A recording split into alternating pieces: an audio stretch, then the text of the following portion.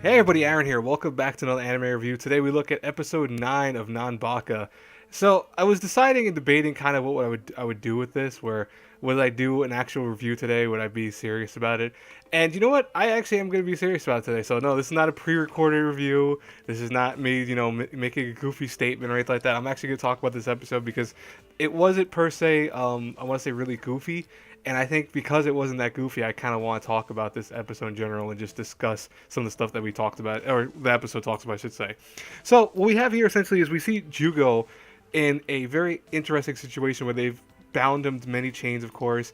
And one thing I really noticed about this shot in general, and why I'm using it as even the screenshot and also probably the thumbnail, is that it's devoid of color. His room is like essentially devoid of color. He himself is devoid of color. There's no sparkles. There's none of that stuff. This episode is a good reflection of this image right here to me because it's a very serious episode. We learn a lot about his background as well as the Pyromancer guy. I forgot the name off the top of my head. I think it's like some long number, but we learn about his background story too, and we learn a little bit more about the man with the giant scar, who's the one apparently who changed Jyugo. So one thing that we do learn right away is we learn about, like I said, the Pyromancer, and the Pyromancer actually hates the guy with the scar also just like Jyugo does, because the fact is he was altered as a person too. Apparently he always had the ability to use fire, and he was always embedded with that even as a gift from a young age. But the thing is that apparently at one point the guy told him, oh listen, I could make it so you can control your power better, the guy with the scar. And so he gives him the ability to use his fire in a stronger method. But the thing is of course he can't control it the same way. Now it's like super embedded into him. It's super strong. It's now made him into a legit monster, he feels. And at the same time, the guy with the scar actually cuts one of his eyes. So apparently, Jyugo didn't cut both of his eyes; only took his other remaining eye.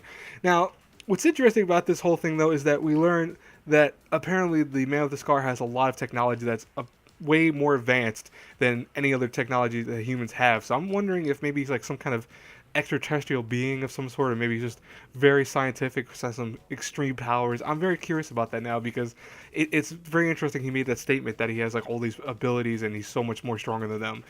We do learn the Pyromancer now has a kind of deficiency to him though, because what the doctors in the jail did was they made it so he can't use his powers anymore, so he's not able to use them at current state.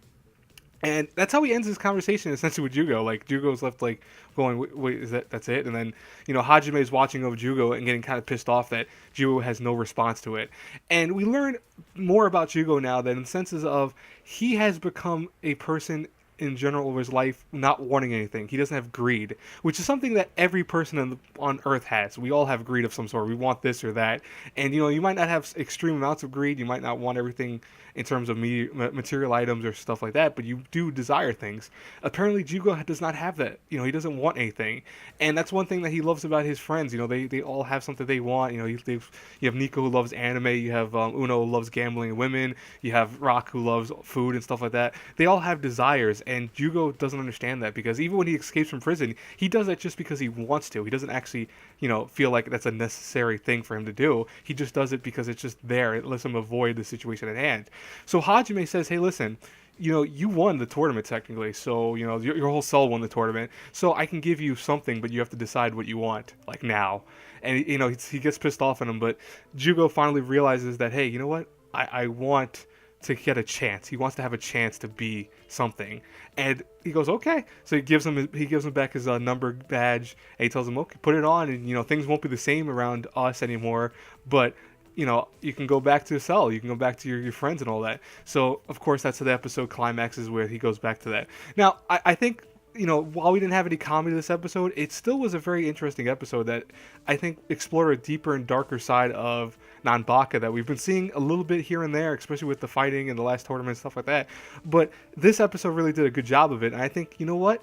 We can actually go forward from this. We can actually have a story that's both serious and comedic, and I think it'll work. And having Jyugo back in full form is a good thing, so I'm happy about that. But like I do have to get going because I have to now rush out of the house because I did a full review for this. So I will talk to you all later. Have a great blessed day, everyone. As always, if you do like these reviews, hit the like button, subscribe to the channel, share the video, the whole nine.